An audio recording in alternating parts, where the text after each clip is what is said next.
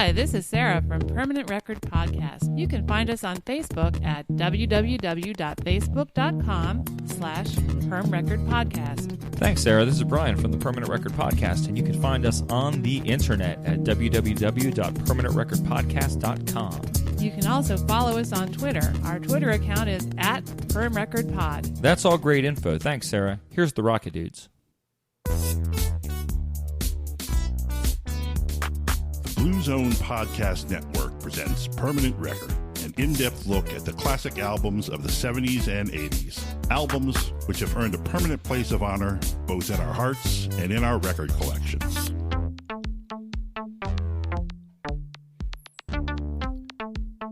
Hey, what's going on, Sarah? Hey, not a whole lot. Things over at your end of the table. Things at this end of the table are a little crazy, Yep. Okay. We're having quite a weekend, aren't we? Yes, we really are. We're getting to this episode a lot later in the weekend than we like to get to our episodes. Yeah, we're kind of delayed with this one. We've had a lot of stuff going on this weekend, and of course, you're not at the peak of your game, are you? I am not at 100%, and I hope that won't distract our listeners too much. I hope it won't distract you too much. Your voice sounds pretty normal. Well, yeah, I've turned the corner on this cold that I've been fighting. So I'm glad to hear you turned the corner. I want to thank you. I think I've picked up the cold now. Ah, wonderful. I woke up today and I'm starting to feel not all that good. Well, then we better get this episode cranked out before you start getting worse. Yeah, we better. But before we get to the episode, yes, I wanted to wish you a happy birthday. Me? Yeah. Oh, well, I think you're wrong. Well, I mean, I know it's not your birthday. Okay. But I'm sure you know what birthday we're celebrating. Yes, as a matter of fact, I do. We're celebrating, of course, the 1-year anniversary of this little thing that we've put together called the Permanent Record Podcast. Yes. I think if you were to go out and look at our first episode number 1, in which we talked about the dynamic duo of Vince Clarke and Alison Moyet from Yazoo, that episode debuted on November 3rd, 2016. I almost said 1980-something. 2016. So it's been a year. Wow. How about that? So this, of course, is episode 52 or 53, right? Right. Sure. As it should be. If it's been a year. Sure. Yeah. Because we're very, very, very consistent with putting out regular content. Yeah, that's true. Actually, we're not too bad at this point. No. In the very beginning, that was tough. It was very tough starting a podcast right before the holiday season. Yeah, that was a terrible decision on our part. Yeah. And we're going to try to do our best with the upcoming holiday season over the next couple months. We'll see what we do. I'm sure we'll do a better job. I think last year... Our fans demand it. We have to. Yeah, our fans demand it. Right. Last year, we had no episodes in December. Yeah, I think we can at least pull together one this year. So we do have some ideas for some special, not holiday themed, but some special things just because it's the holidays. Try to mix things up a little bit. Yeah. So hopefully we'll get to that. Keep you on your toes, maybe. And one thing that I haven't taken a look at is our website, www.permanentrecordpodcast.com, because whenever I signed up for it a year ago, I didn't really know what I was doing. So I signed up for the website. And I'm pretty sure we still have it. Well, last I looked, we did. Well, it would have expired on Friday. Oh. I guess so. Have you looked since Saturday? Oh, no, but I can just pull it up right now. I haven't looked because I didn't. If I somehow messed it up and it didn't renew and we lost it, I didn't really want to know about it. Yeah, well, I won't tell you what I find unless it's good news then. All right. But so as you type on the screen there, I'll just kind of talk. I'll try to pad what they call in the radio business padding. I'll just try to fill some air as you're pushing buttons and thinking about things. Okay. So like I said, neither of us are at the top of our game right now, but we've been really excited to get to this episode. Yeah. Just for about a week or so, because this episode stems from some comments that we made last time when we were here with our friend Colby talking about The Cure. We talked a little bit about Boris Williams. Right. And that he had played with the Thompson Twins before coming to The Cure. And of course, he always said bad things about the Thompson Twins. I know. I don't understand why. But the Thompson Twins, of course, are one of your favorite bands from the 80s and definitely one of my favorite bands. Yeah, definitely yours. So what'd you find? Well, it's loading right now, and I see it coming up on the screen. That's cool. I did it right, I guess. Yeah, episode 38 is on the top of the list. All right. Very good. So, yeah, we're still alive and kicking out on the internet. No, we're not talking about Simple Minds today, Sarah. Oh, no. That'll be another day.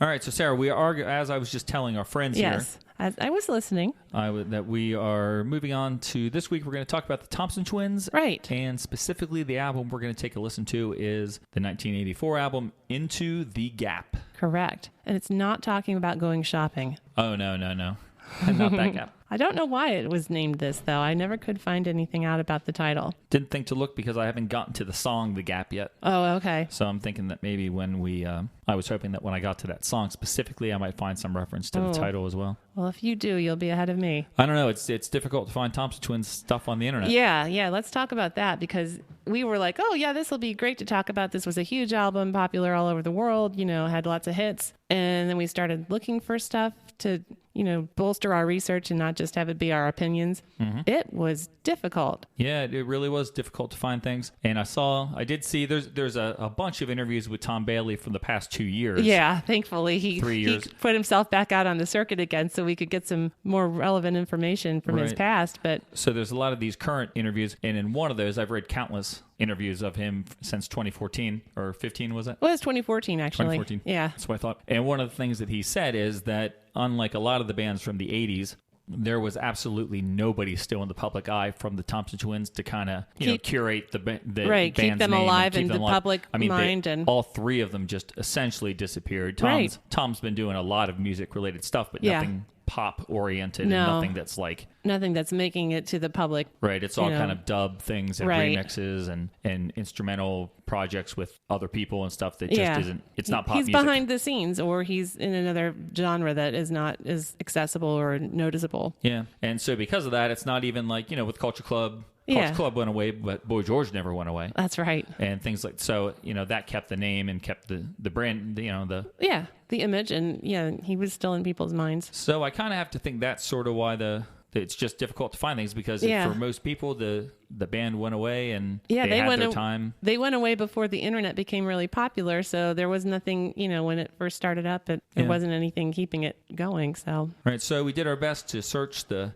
back corners, those cobweb-filled corners of the internet to find some things. It was kind of fun. It was certainly a challenge, and we did come up with some stuff, so we'll share it with you today. That's right. So, we're talking about the album Into the Gap, which was released back in February of 1984. Yes. 33 years ago? Yeah, going on 34. So this was recorded in Compass Point Studios in Nassau in the Bahamas. Yes, it sounded like it was a very nice place to record. It does. That's a place I've always been interested in ever since I first saw the James Bond movie Thunderball. Oh, yeah. With Sean Connery, because that movie takes place, a lot of it, in Nassau. And it looks really, really beautiful. Yeah, we were in the Bahamas for like a day in 2009, but we were not at Nassau, and it was a really miserable day. And so our time there wasn't really, I don't think, very indicative of what it's like normally. And we weren't there for Junkanoo or whatever that parade is that's in the James Bond movie. Oh, Thunderball. No, we were not.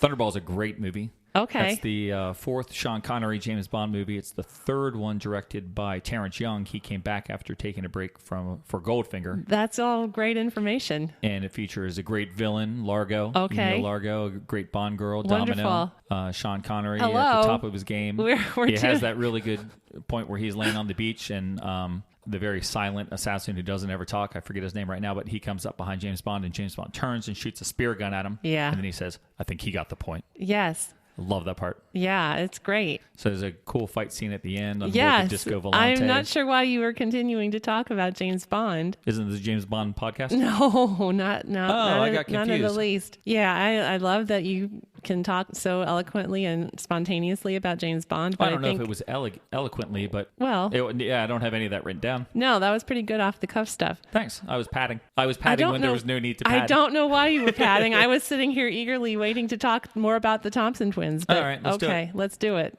Yeah, so they used the same producer for this album as they did for their previous one. That one was called, in the UK, it was called Quick Step and Sidekick. And in the US, for some reason, they didn't like that name. They called it Sidekicks. Yep, I always call it Quick Step and Sidekick, just because I feel a little cooler. Oh, yes. Yeah, and the guy that helped them out was Alex Sadkin. He kind of basically lived down there at Compass Point. He was one of the main people that worked at that studio. He did a lot of producing in the 80s. He did, he worked with James Brown, the Jay Giles Band, Classics Nouveau, Foreigner, Duran Duran, Simply Red, Arcadia, and Paul Haig. That's right, and I wrote a couple down that you did not. I wrote down Grace Jones. Oh, yeah, Grace Jones. Warm Leatherette with her, which I just kind of wrote down because that's the Daniel Miller song. Oh, right. And you had Arcadia, so Red the Rose, and I had Boom Crash Opera, which is a band we got into in the early 90s, I think. Yeah. That was, I think, probably the last thing he did, because he unfortunately died in a motor accident in Nassau at the age of 38. And it was just after he completed the work on the Boom Crash Opera album. That's terrible. I didn't know that. Yeah. It was just before he was due to begin working with Ziggy Marley. So did you know how much of an influence he had on other artists and how they decided to pay tribute to him? I did not. Well, I will tell you this. A lot of people were shaken by his early passing, and the songs Do You Believe in Shame by Duran Duran, Gone Too Soon by Robbie Neville, and Grace Jones' song Well, Well, Well are all dedicated to his memory. Oh, wow.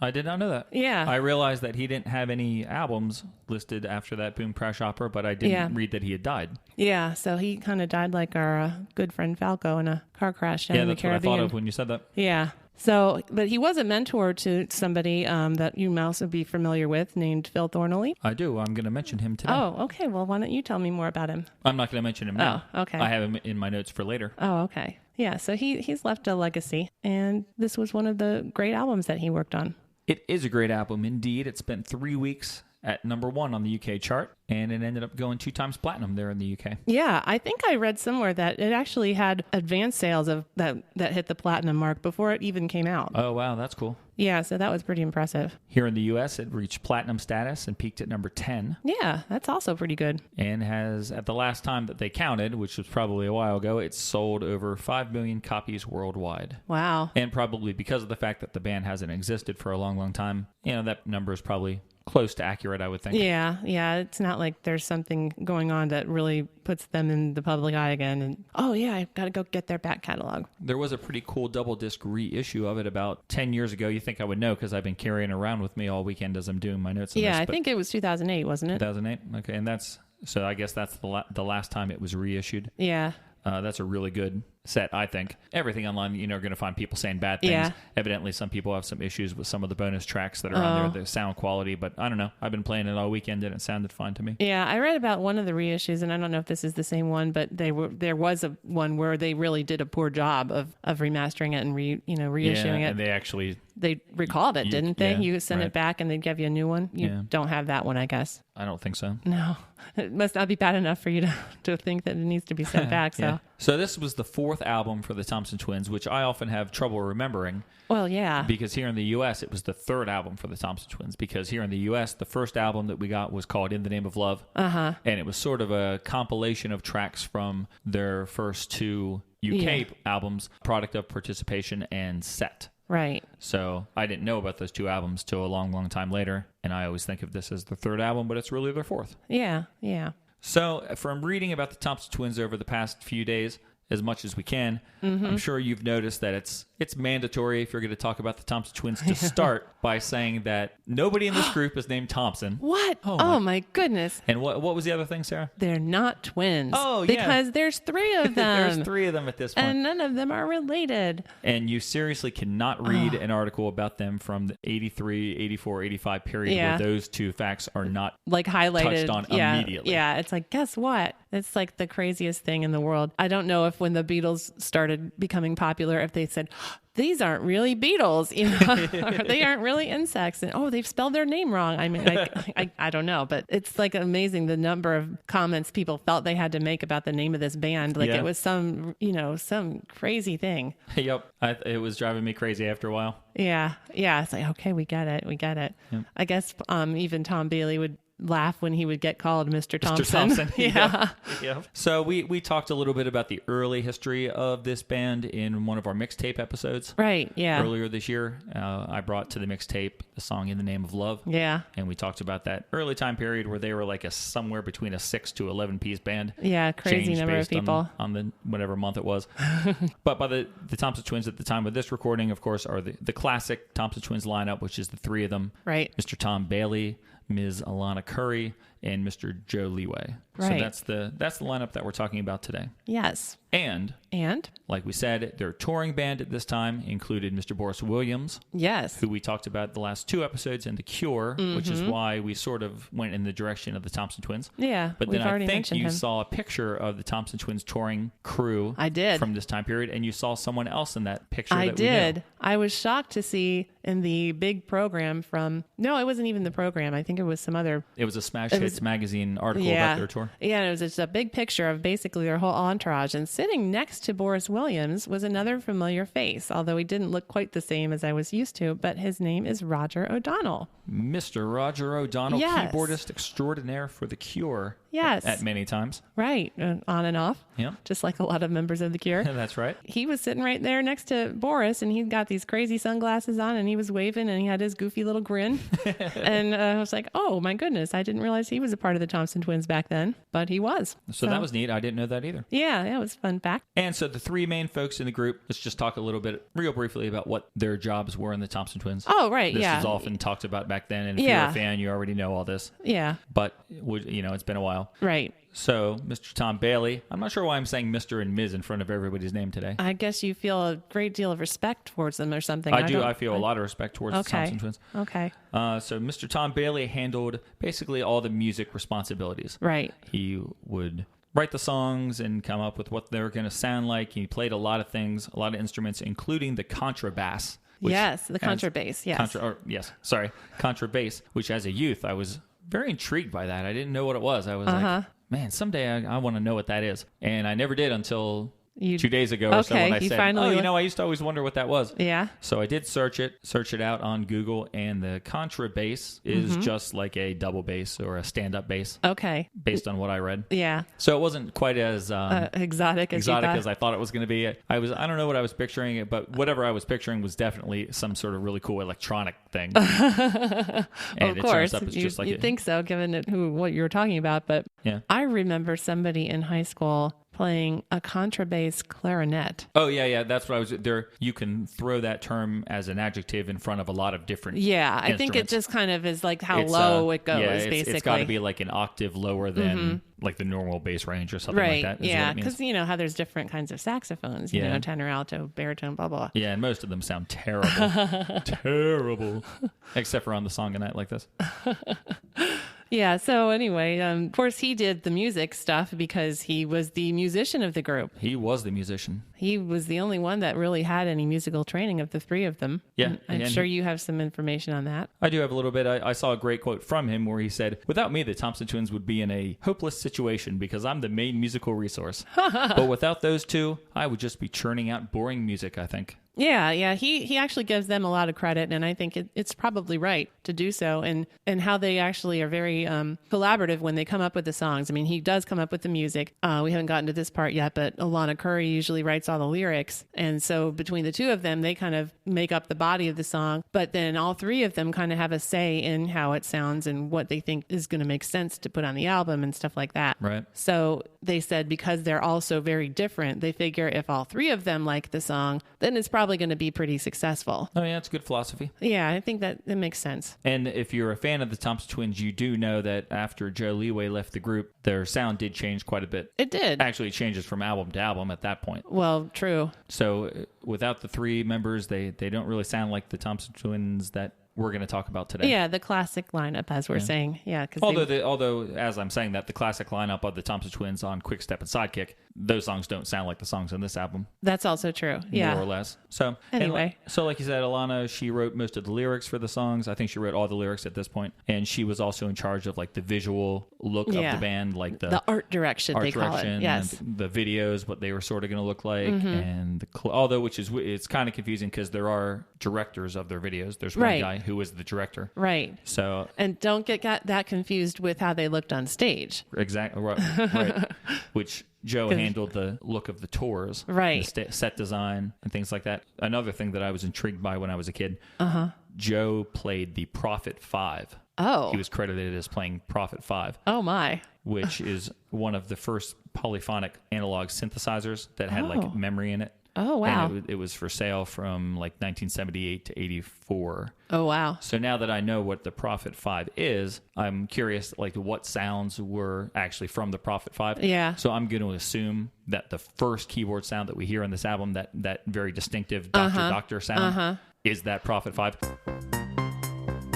But if it's not, then hopefully our friend Andrew will tell me that I'm wrong. Yeah. And tell me what on the album is the Prophet 5, for example, so I could just have one example so I know what it is. I'm glad you found that out because I I have a note, and I might as well just say it now. I do think they have a very distinctive keyboard sound. I mean, we've talked a lot about synth pop bands over the year. Yeah. But they have a sound that doesn't sound like anybody else. I think you're right. I remember when I was in college one time, I had to do, whatever. I was doing some paper, whatever you do in college. And I was in the library for a long, long time. And I got totally on a tangent because I was getting old newspaper reviews from some major newspaper in New York Times. I don't know. Probably. And I was just finding all the Thompson, because they wrote a review for everything the Thompson Twins did, albums and singles. Really? Yeah. Wow. And they would always say that, Thompson Twins are one of the world's leading synth pop bands. And I guess that's true because they use so much synth. But sure. There's such a different sound. I consider Erasure synth pop. Yeah, because they are like purely synth pop, because all of their sounds are all electronic. For them, I mean, they have some guitar, but the difference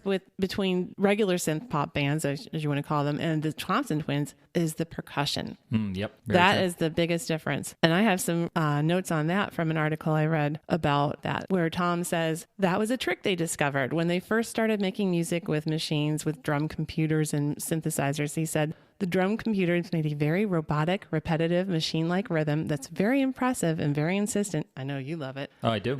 But he said it's not quite happy enough. It doesn't give you the impression of a party going on.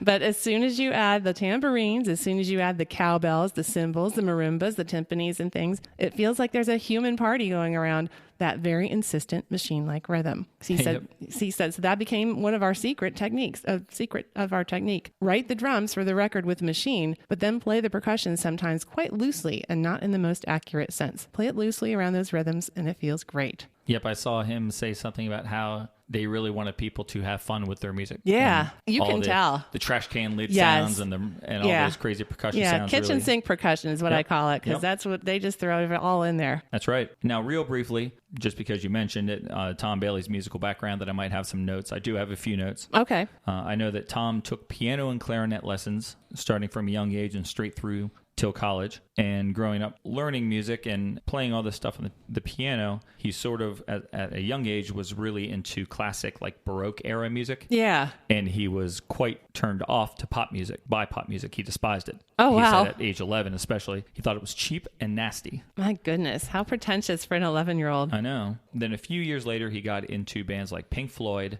Can. Oh, that's a German group, isn't it? Yeah, it is. And the Beatles. Oh.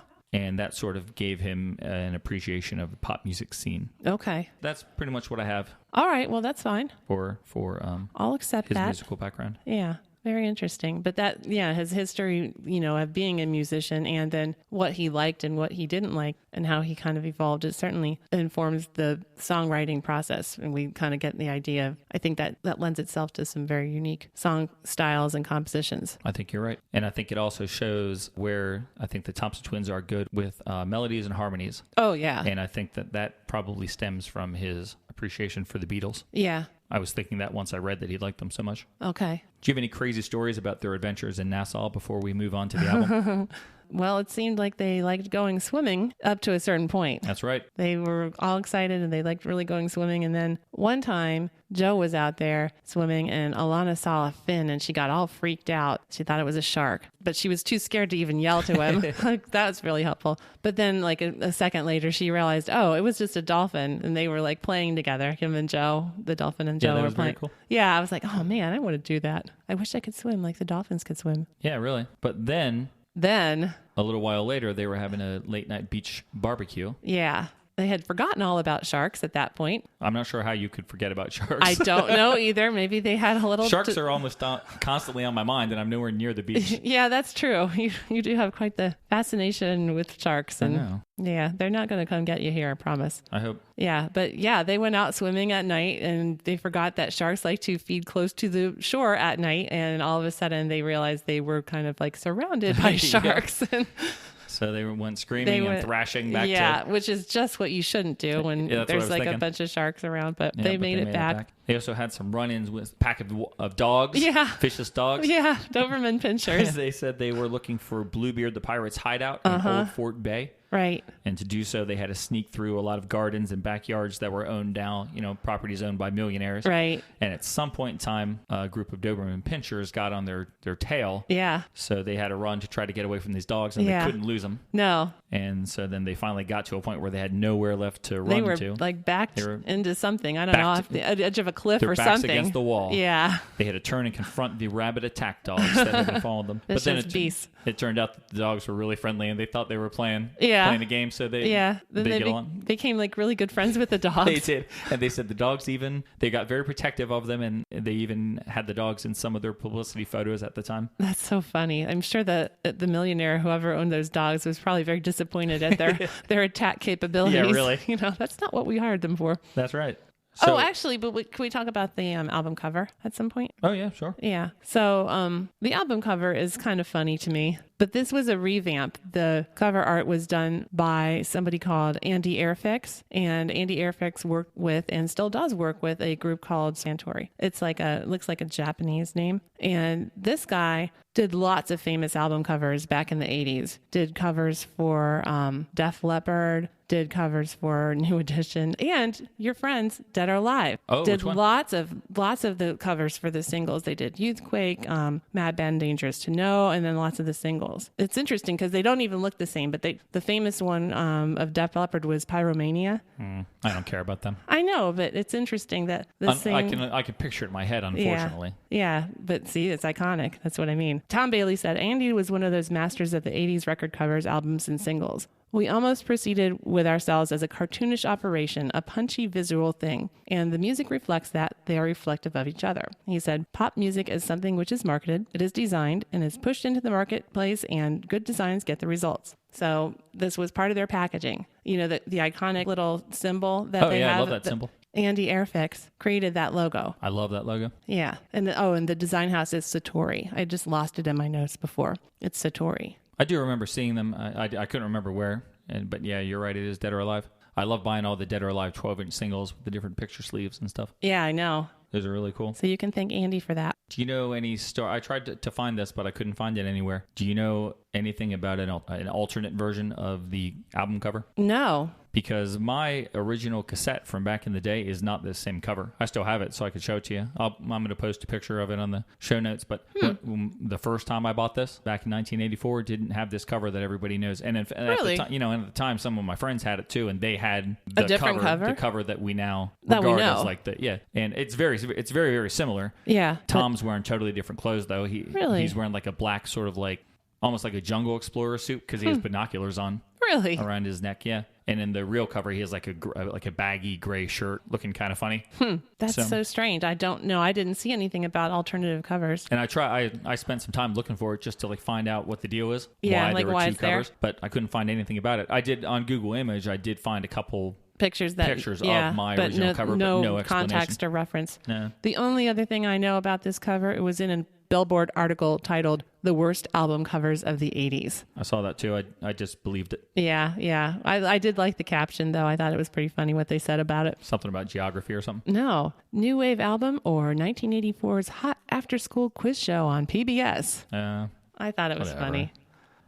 So Into the Gap is a much more organic pop record than their first major success, Quick Step and Sidekick. I think that record has a much colder and artificial feel to it. And regardless of the fact that this record is also filled with drum machines and synths and stuff, I think Into the Gap, an exception or two, is a very warm and personable record. Yes. Would you agree? Yes. And that was a strategic shift that was done on purpose. Tom said that there was actually there was a backlash against the synth and techno pop groups in the United States, and that everybody was getting back into heavy metal. And yeah, I saw that. So he decided that he needed to kind of shift things a bit so that they could remain, popular. He didn't want to be lost in the shuffle. Right. And I sort of, once I saw that quote and read it, I was thinking about it. I guess I kind of agree with it because in the early 80s, 81, 82, everybody was listening to Whip It by Devo and Tainted Love by Soft Cell. But then by 83 and 84 here in America, we were listening to terrible things like Def Leppard and Rat. Right. There's a group called Rat. Yes. And that hair metal kind of, it's going to later in the 80s, it's going to get to a point where the hair metal bands are popular, but it's their ballads that are popular. Right. But right around that early period, Quiet Riot. And, Twisted Sister. They weren't ballads. They were actually the rock songs. The rocking songs that were popular. Yeah. So I guess Van it was Halen. So I guess it was a good move on his part. Yeah. And it's a move that when I thought about it, sort of in my head mirrored the Eurythmics. Oh, that okay. They went from extremely synthetic sound to something much more, real and and robust and and warm sounding. Mm-hmm. Just different than like say Depeche Mode, who continued to stay on their electronic path for a lot longer. Yep, that's true. So I just had a few reviews from different magazines before we get further into the record. Oh, all right. So I just have 3 reviews. Oh. Back in 1984, Smash Hits magazine gave this album a 2.5 out of 10. Yes, I did see that. Saying it contained several songs with empty words and plodding tunes sung in a whiny voice and slung together with fake sentiment. Huh. NME called it 1984's most instantly kitsch mass program of monosodium glutamation of the brain. Oh my gosh. Is that guy full of himself or what? Who writes this stuff? And then here's the thing. I took a review from much more recently. Yeah. This was from the 2000s. Okay. I forget when, from allmusic.com. Yes. They were much more favorable, weren't they? They said the Thompson Twins were quiet visionaries blending intelligent lyrics, Eastern sensibilities, and new wave pop to create a wholly unique and unforgettable listening experience and an album that ranks as one of the 80s most unique. That's a very good review, and I agree. I agree 100%. Yeah. Whoever that guy is at NME, oh my gosh. These music critics, as I've been reading things, little reviews of singles and things like that, it just makes me laugh and how pretentious they sound and just how full of themselves they sound, coming up with these really ridiculous comments like, "Ooh, I'm so smart and important. Listen to me." And it's like 1 out of every 5,000 of them that go out. Like you get a Neil Tennant or right. you get a Chrissy Hine. Yeah. The people who talk the talk as reviewers and then go out and say, well, I can back it up. Right. Everyone else is a wannabe, kind of like us here on the podcast. I don't want to be a rock star. So what's your personal history with this record? Oh, it's pretty sketchy, I got to tell you. I never actually owned a copy of this album. That's not a big shock because I didn't own a lot of copies of things. I would own copies of them and never owned actual versions of them. But this one I didn't even have a copy of for a very long time. The first Thompson Twins album I did own was Here's to Future Days. And I didn't even get that from you, believe it or not. The nerve of you. I know. I got it from another friend of mine. You were like a big mooch back in the 80s. Oh, I was. Big time. I'll admit it. What are you going to do? Arrest me now? Yeah. I did have one song from this album on a mixtape made for me by yet another high school friend. And she put the songs If You Were Here and Storm on the Sea on a mixtape for me. Oh, nice. Yeah, and I liked both of those songs. So I guess I didn't really become familiar with this album until later on from you playing it. Because when I was playing it in preparation for the podcast, I still felt like I didn't really know all the songs very well. Like I didn't think I knew Day After Day at all. And I kind of knew Who Can Stop the Rain a little bit better, but still not all that well. That's a disgrace. I know. Well, this is why I was listening to it like nonstop all week. And because I did know the rest of them pretty well, even the ones that weren't singles, but those two were kind of not on my radar. So that's my sad story. That is sad. I know. I'll admit it. I consider this record to be one of the most important albums that I've ever owned in terms of me becoming this spectacular specimen that you see before you. Oh, wow. It's one of the top 5 albums that brought us all Brian. Yes. I included in there with Men Without Hats, Rhythm of Youth, Culture Club, Color by Numbers, Dead or Alive, Youthquake, and Depeche Mode, Black Celebration. Yeah, I think those are 5 albums that have made you who you are today. That is a fact. I would agree. And the crazy thing about this one is I still have a really vivid memory of, it's not an interesting memory. Doesn't matter. But I still have a very vivid memory of buying this record. I still remember the exact place I was. It was a department chain here in the U.S. called Kmart. I was in our local Kmart with my grandmother. Aww. And she said that I could, pick out a tape and get a tape. And I was a big fan of the song Doctor Doctor from my friend Mike Williams. Playing me the 45. And so I said, I'm going to get that one. And I still remember it was, it's on Arista Records. So at the time, their tape cases were bright orange. Yeah. Often, as opposed to some other. So it's a very bright orange case. Well, I guess it's more of a reddish orange. It's red, yeah, but it's reddish orange. I know what you mean. And like I said before, I just grabbed one. And I don't know if they all had that weird alternate cover or if there was both of them there. And I picked this one by mistake. I didn't realize at the time. I just wanted the album, so I grabbed the top one. Yeah. I still actually remember walking out of the store to go sit on this bench that was right outside the main entrance because I could not wait to get the shrink wrap off of it and look inside to see the words. And then, of course, at this point in their career, the Thompson Twins didn't include the words in any of their albums. Oh, man. Yeah. So this was my first Thompson Twins purchase. And then I became obsessed with the Thompson Twins until probably a year later or so when I got really, really into Culture Club as well. But I mean, I was still super into Thompson Twins. Yeah. I think I mentioned before in our mixtape how I'm sure I drove our local record store insane by always asking them, is Future Days coming out soon? Because it kept getting pushed back. And I would always go in and say, when's it coming out? When's it coming out? Yeah. So for most of my life, even into the 90s, I was really into the Thompson Twins when they were recording under the name Babel. I didn't even discover that had happened for quite some time. I was years behind on Babel. Oh, really? Because there was no internet. Well, that's true. Yeah, they were still before the internet. Or, there was an internet, but it was like that weird internet with Archie and news it wasn't the World Wide Web. Yeah, I don't want to get involved with that. Nah. So this record has a good memory for me because it's a memory, it's a distinct memory I have with my grandmother. Aww. And I listened to it over and over and over and over and loved all the videos that I had recorded off of Night Flight and things like that. So this is just a really important record to me, and one that, like I said, I think it sort of charted a course for the kind of music that I would ultimately embrace for most of my life. Yeah, it sounds like it. Well, very cool. All right, so the first song on the album is the song that made me want to buy the album and made me realize that the Thompson Twins were incredible because I somehow really kind of missed out on the first single release. It sort of escaped my notice. And that's the song called Doctor Doctor, which you're all going to know, but we'll play it here anyway. Here's a little sample. Dance with me across the sea. We can feel the motion of 1,000 dreams. Doctor, doctor, can't you see I'm burning, burning? Oh, doctor, doctor, is this love I'm feeling? All right. Well, that may be the first song on the album, but that was the second single from the album. True. It was released on the 27th January, 1984. It was recorded. I couldn't believe I could find the actual date that it was recorded. It was recorded on June 23rd, 1983.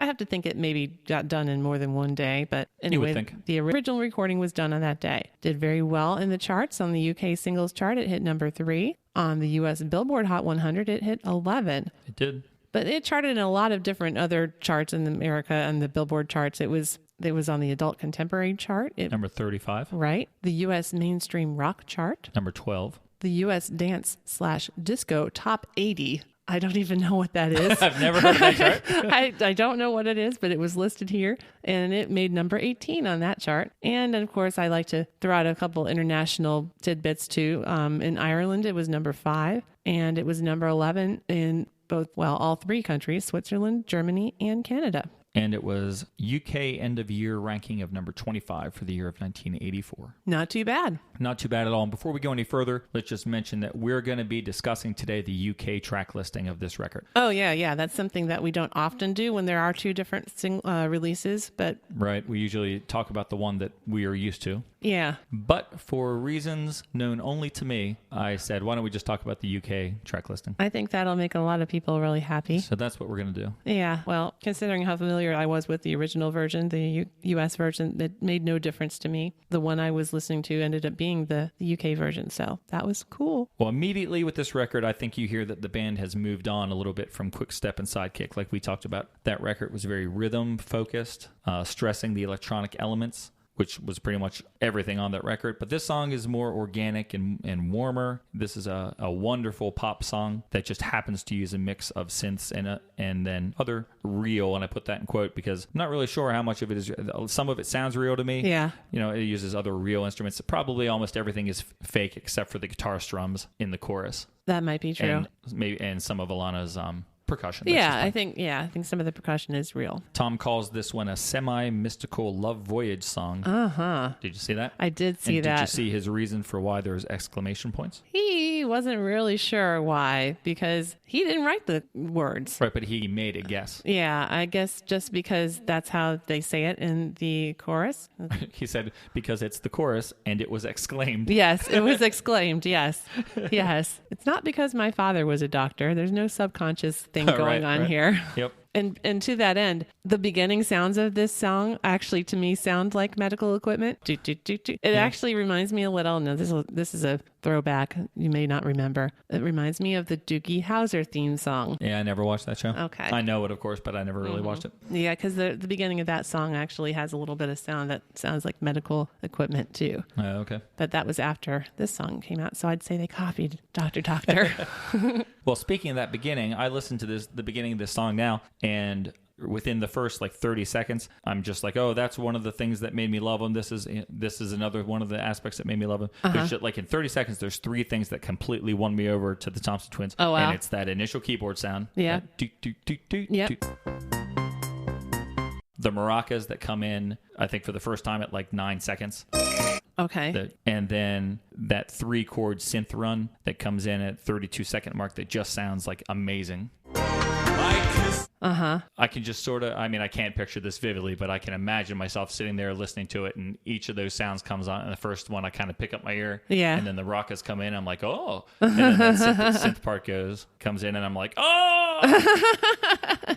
Just getting more excited as the song progressed, just with these few seconds. And I also kind of I'm not sure, I guess I noticed it before, I never really thought about it, but I like that intro section gets to a certain point and the vocals are about to come in, and that intro section right before the singing starts, it just kind of soars up, the note goes up. I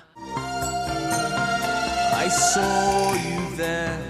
And if I had written this song, I probably would have just had that note. It was sustaining a note for a little bit of time, and I would have just faded it out. But as it gets closer to the vocal, here the Thompson Twins take that note. Instead of fading it out, they make it they bring it up. They bring it up ooh, and I can't think of the note, but I think it sounds really neat. Oh, cool. Yeah, I think, as we already mentioned, there's so many sounds on here that are just so different from anybody else we've talked about so far. And it's just amazing to me how different they can make a song sound with the same equipment. We're mostly the same equipment. I mean, they're not using any stuff that a lot of other people weren't using, but the voices they choose to use, the way that they choose to process it, and then the things that they surround it with, I think, is what really makes it a unique sound. I think a lot of their songs, and we've talked about this, I think, is they have an exotic feel to them. Mm-hmm. Oh, yeah.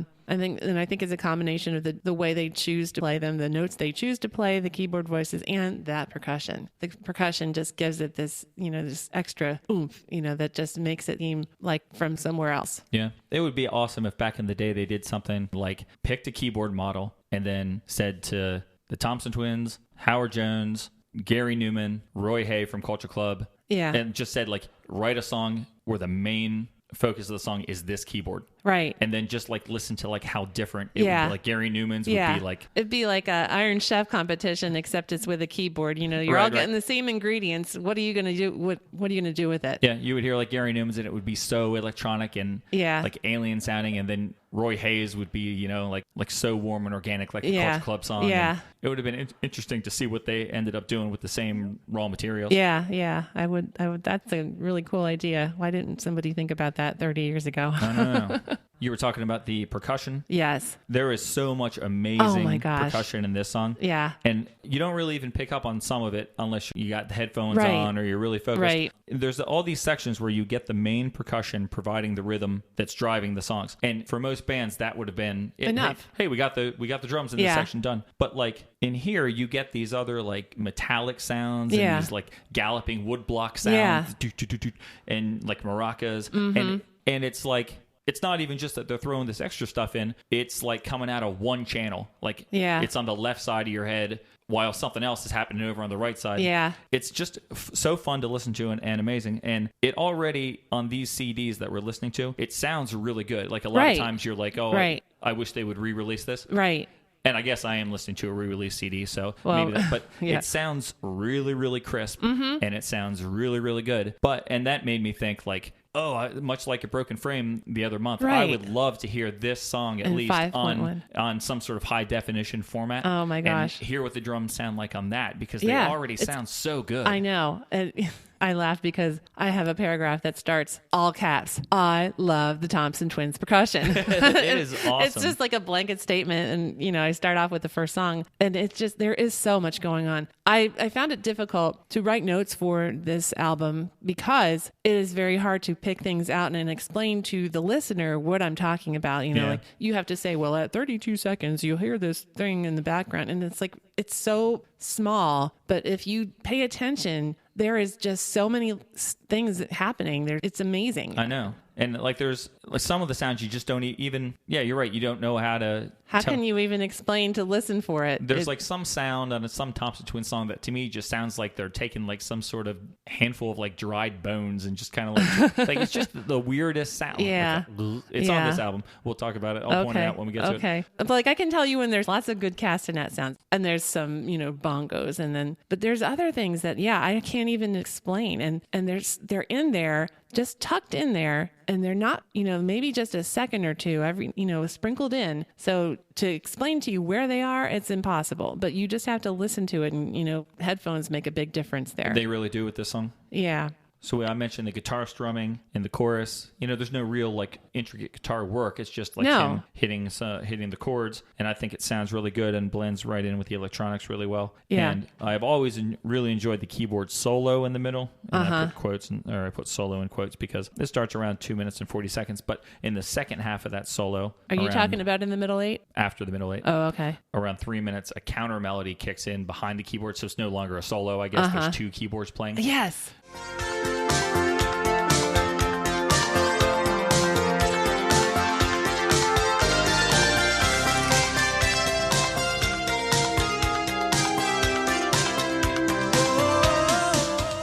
But it like that counter melody is like like Doesn't it feel like they're chasing each other around? Yeah, it does. That's yes, it totally does. That is what I have. I said I get this feeling that the keyboards are chasing each other around up and down the scale. Yeah. It's like soaring all over the place. Yeah. And in that same section though, there's like this pitter pattering of drums like in the background, really fast pattern. It's wonderful. It's great. Yep. I love that whole section. Yeah. It's a really good section there. But at the end of the song, it just kind of goes back to how it started. Oh, it does. Yeah. And to me, this song really has like a very much of a bell curve structure. It's very symmetrical because it starts off at this one place and then it goes up and it builds up. And in the middle, we get this really amazing stuff. And then it just kind of tapers back down and it ends almost exactly the way it starts. Yeah, which I kind of like. Yeah, it's not typical, I don't think. You don't if you go through the rest of these songs, I don't think you'll see that same structure, but here you can really it was very apparent to me as I listened to this song that it is very, very symmetrical in its structure.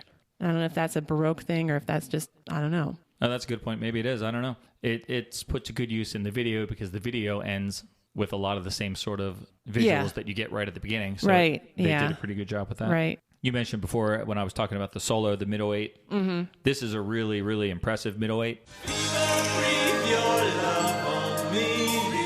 Take away my name. Fever, lay your hands on me.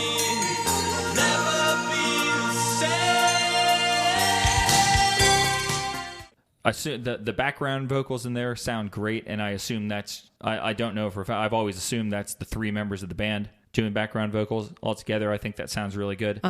And the main melody of that section is just really, really appealing. And once again, they do the thing that I was talking about in the beginning when he says, never be the same. Oh, never be the same. Yes. Much like that note in the beginning of the song, his vocal soars up and crossfade, and it does a crossfade with the solo. Right. I love how they do that. His vocal soars up. Yes, And they then do. And then it they just bring kind the of solo in. It fades out, and then the music takes its place. It's just a very smooth and wonderful transition. I have a note about that. Yeah, it's so well done. It sounds wonderful. It does. So going back to that review that said that the singer of the Thompson Twins has a whiny voice, I can't imagine how you could say an unkind word about the vocals in this song. They're about as close to perfect as I think someone can get. I've always loved the singing in this song. I think he sounds really, really strong, and I really like that neat echo effect that shows up a couple times, most notably at the end, we can travel to eternity, where it echoes. It doesn't distract. I don't think it's distracting or novelty or anything. It adds to the overall mood and the atmosphere of the song, and I think it's just great.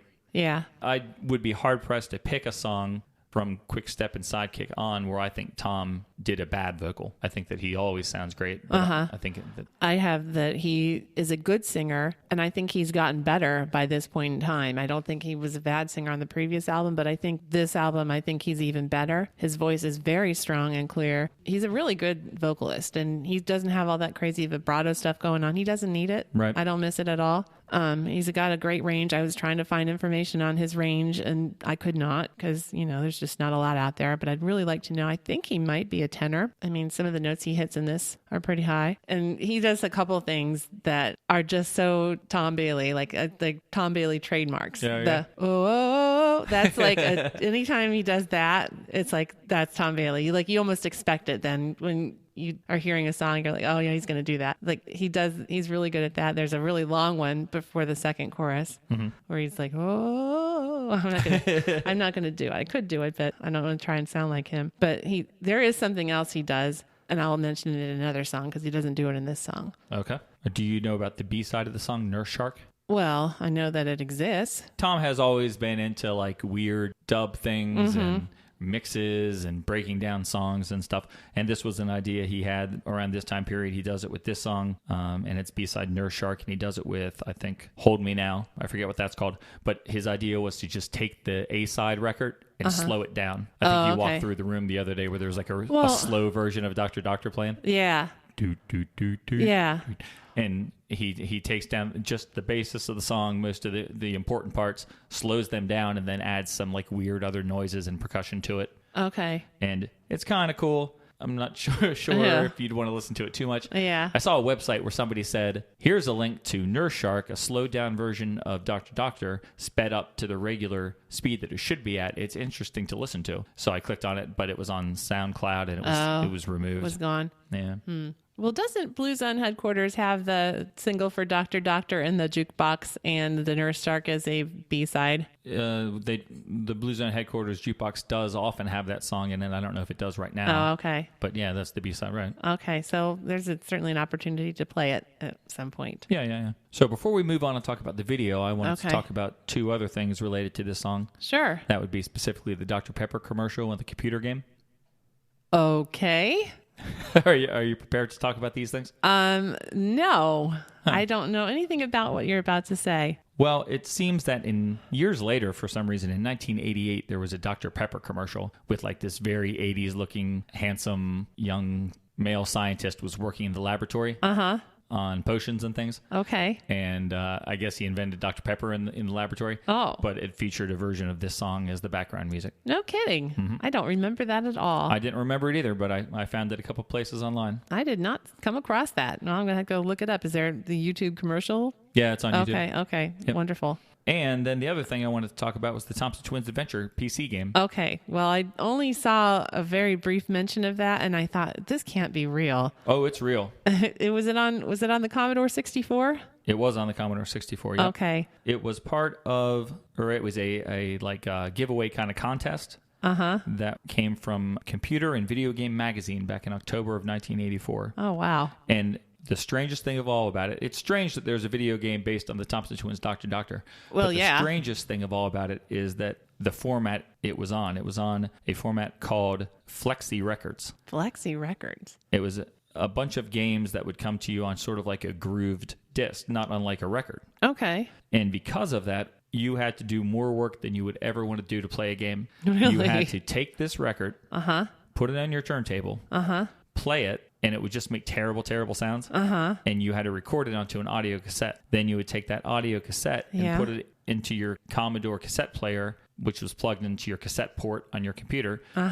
Which my friend Jim would do on his VIC-20. Okay. He had a cassette drive on his VIC-20. But you would then play the tape into the computer, and that noise would somehow make the program appear in your computer. That was like computer code? Yeah, so there was like two steps. There was like, you couldn't just put the disc in That's the computer. super You had to do this weird complicated. thing. Yeah. So the point of the game was the 3 members of the band were on a quest to find the ingredients to help the doctor make a potion. Oh, really? And they had to travel throughout the world, and they would go to a beach and a forest and a cave, and they had to find the potion ingredients. Okay. How did It was they sort of like some of the latter-day Zork games, if you guys remember Zork from computer games from back in the 80s. You know how like Zork, like 1, 2, and 3, I think, all were sort of just text adventures. Yeah, but then there was a period where you would get text adventure games with little pictures, little graphics in it, but the graphics weren't anything all that great. Yeah. Like it wasn't a real video game. You still had to type things like pick up sword and stuff. Okay. That's what this was. There was like a bad graphic of 3 figures walking. But mainly below that, you were typing like go east and stuff like that. How did they get wrapped up in this? How did they get associated with this? I can't even understand where that came from. I vaguely remember reading something that like Joe was very excited about it. Oh, okay. I believe I read that. That's funny. At the time, the magazine said that there was a contest. You had to do something. You would solve the game and get something that would, like I guess maybe a message that would prove to you that you finished it, and then you'd send it into the magazine, and then you'd be entered in a drawing or something. At the time, the magazine said they received hundreds of entries and that it was their most popular contest to date. Really? Yep. Oh, that's great. Years later, I found a couple magazines that talked about it. Back in 2004, Stylus magazine put it at number 5 on their top 10 rubbish video games that feature musicians. How long was that list? Rubbish video games that featured musicians. No, it evidently was 10. At least 10, huh? And I do remember like a Journey Atari cartridge for the Atari 2600. Oh, wow. Trying to think if I remember anything else. I just didn't realize there was a big market for that. That's all I can think of off the top of my head. And then Wired magazine said that it was very, very slow and complete crap in 2007. That's saying something. So that is the Dr. Thompson Twins adventure computer game. All right, I am not going to rush right out and try and find a new version of that. A ROM of it. Yeah. I don't think it's going to be worth my time. Well, then why don't we talk about the music video for Dr. Doctor instead? Okay, let us do that. That was quite the video, wasn't it? Oh, I love this video. Okay. Whenever I was watching it for this podcast, I got like instant recall and like so many things because I haven't seen it in a long, long time. But as soon as I started watching it, I remembered like every movement or expression that Tom Bailey was going to make. I just had forgotten how obsessed I was with this video. I must have watched it more than probably almost any other video and there were so many parts in it like, Tom's going to turn his head to the left and point off into the distance here. And Joe's going to grab his shirt like a lunatic as he's singing. And the part that I really, really love is during the solo, there's a part where the drums go, Yep. I thing. knew that was going to be your favorite. And it cuts to a really quick clip of Tom, and he throws a left fist and then a right fist underneath it. Oh, I thought he was pointing, but no, it's like... He punches like, and it goes... It was in time to the music. Yeah, I used to think that was the greatest. I knew that. When I saw that, I was like, oh, Brian must love this. He thinks this is great. I worship the Thompson Twins at this point. Yeah. This video is the greatest. Oh, my gosh. So much dramatic lighting in this video. Oh my goodness. This director obviously was very big on dramatic lighting. Dieter Trattmann. Yes, Dieter's quote D Trattmann. Yes, a big video person back in the day. Well, not as big as I thought he was going to be he does all 4 videos for this album. Yeah. But then I was kind of disappointed whenever I went on to research him. Like these videos from this album are all really, really solid. I think they're very watchable even now, and a lot better than some of the things that we've seen. Oh yeah, like the ones from Broken Frame. Yeah, and not only them, not to pick on Depeche Mode all the time with their early videos, but many videos. I don't know, these videos seem pretty well made to me, but then you read what he's done, and he does go on to work in TV. I saw he worked on CSI, the TV shows CSI, and they said he'd done over 200 TV shows, videos, and commercials, but he never worked on a band that was like bigger than the Thompson Twins. Like I would have thought that making these videos, 2 of which I think really hold up, Doctor and Hold Me Now especially, you think that would have kind of given him a boost and let him make some work with some other artists. But the biggest names that he worked with were Donna Summer and Cliff Richards. Oh, wow. Cliff Richard, I guess it's singular. Who I know him mainly from Xanadu. I know he was really popular in the UK in the 80s, but I only know him from Xanadu.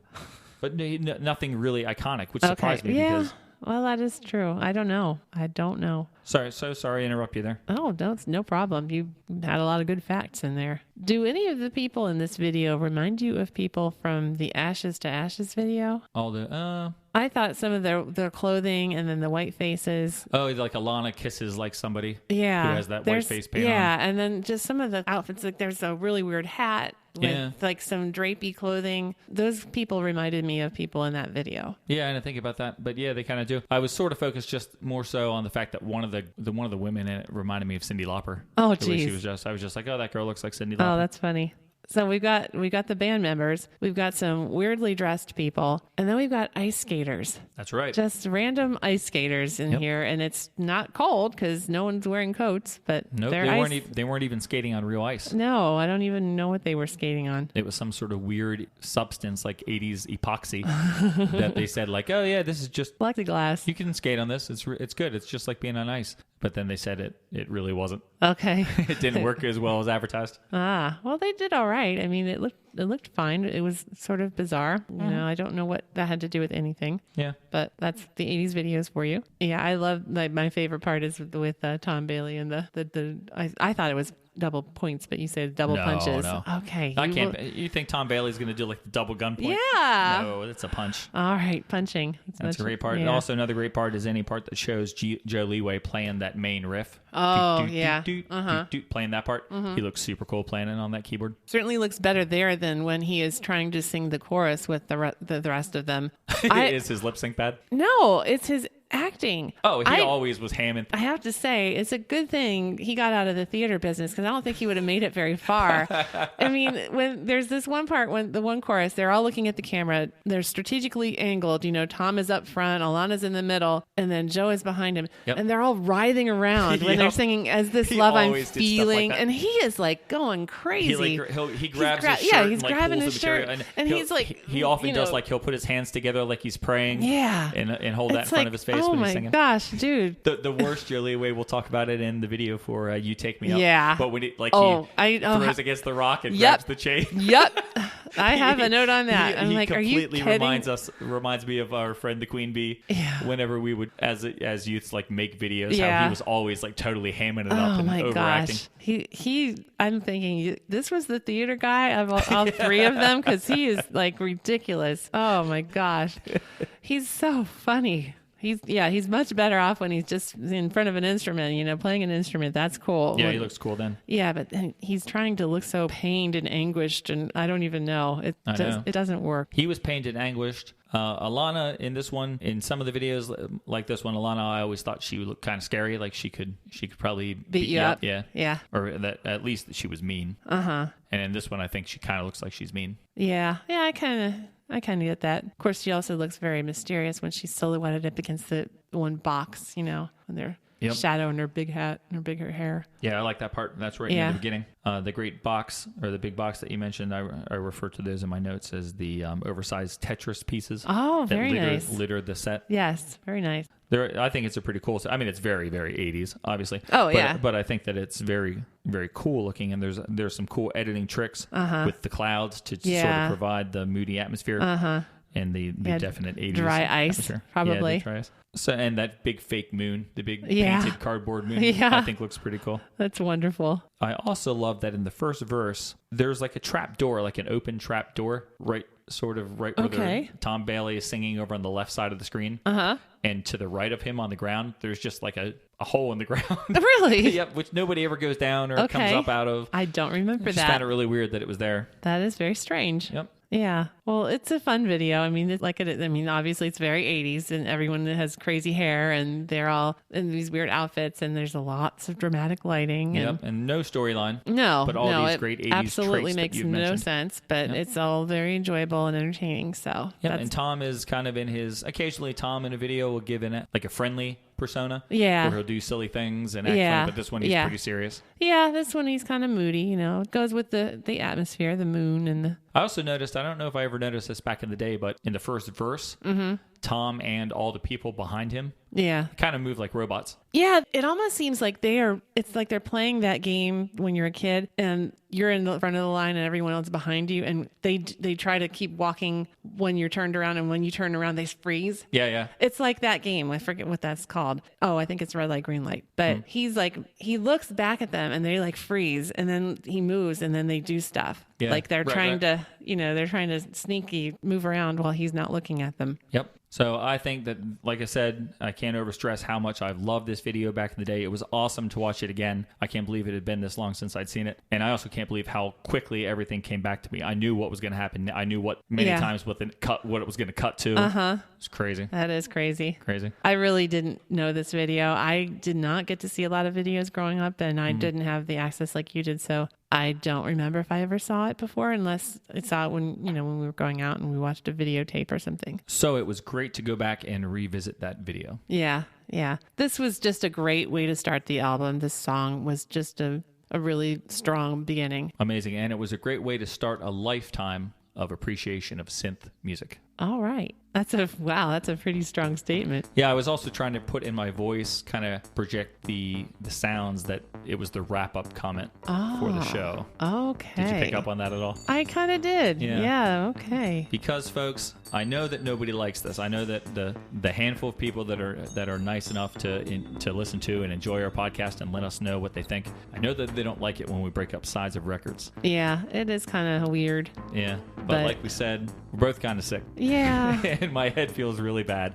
Oh. And so we've talked for, in real life, an hour and 17 minutes. I don't know how long it's going to be when I edit this. Yeah. But that's the thing. I've got to go edit this now. Yeah. And so We got to get it out to you. I really don't feel like it because I feel terrible. Oh. But because of that, we're going to ask your permission we've had about an hour and a little bit more discussion of the Thompson Twins. We have 4 more songs to do on this side, which could take another 45 minutes. So if we're going to ask your permission to take a break here and put this together, do the album history, our personal history, and this first great song, Dr. Doctor, and then we'll come back next week with part 2. Yeah, I think. And finish up side 1. Please forgive us. We're just not at the top of our game right now. Actually, I'm not sure we've ever been at the top of our game, but we're definitely not anywhere near it right now. Yeah, and we just want to stop while we're ahead, kind of. Yeah. So we hope you understand. We hope you'll also take the opportunity to, if you'd like to, give us a rating on iTunes. We'd appreciate if you like the show and you wanted to throw us a review out there. It would be appreciated. Yeah, if you want to complain about this, go right ahead. Say, they break up their episodes. And if you want to let us know on the Facebook post for this episode what you think about the Thompson Twins, because like I said, this is a band that I really, really enjoy, and I'd love to hear what you think about them. And again, there's not a lot of stuff out there on the internet, so let's get some more stuff out there by adding your comments. Yeah, let's get some good old Thompson Twins discussion going. Yeah, we'd really like that. That's right. So we thank you for listening. Thank you for your understanding. And we are going to talk to you next week. We're going to talk about songs like You Take Me Up, Sister of Mercy, 2 great singles, No Peace for the Wicked. Yep. And Sarah, that sounds like a show that people shouldn't miss. No, I don't really think they'd want to miss this. Yeah. So we'll see you guys a week from now. How's that sound? I think that's a good plan. As good as it's going to get right now. All right. Thanks, folks. Have a good one. Bye-bye.